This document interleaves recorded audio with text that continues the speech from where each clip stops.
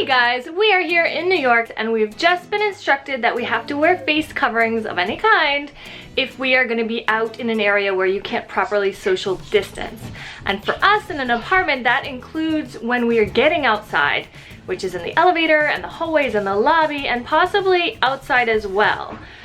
This is why our kids have not been out of the apartment for about 2 weeks, and it's time that they need some sunshine and some exercise, so I am going to attempt to make some DIY face masks for my kids.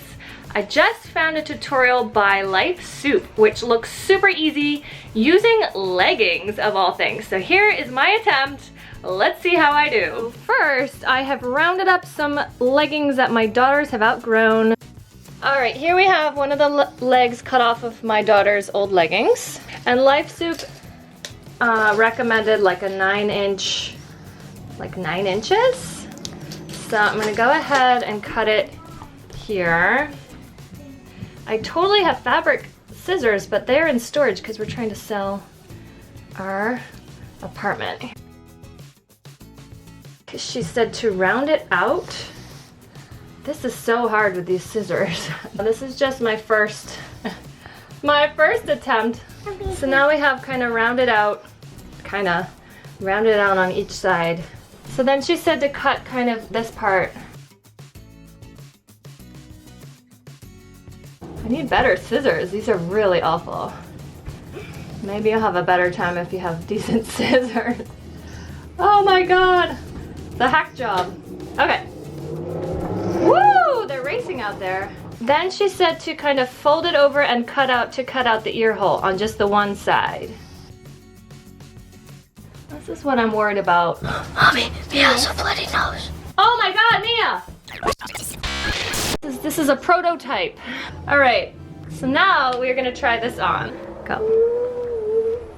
Does it fit? I can't. Nope, doesn't fit. It's not big enough. Okay, let's try Emmy. All right, so here's our first draft. Let's see if it works. I hope it works. She looks like a Naruto ninja. Okay. Oh look. Well, it works. No. See how it goes up there? Yeah, but it still kind of works. There we go. Can I see her in the mail? There we go, look! Ooh. Wow! For a first draft, I say this is actually really great. Yeah. You could put the filter in there because there's the pocket, and then you can wash it. I just don't know how well the ear holes are gonna hold up.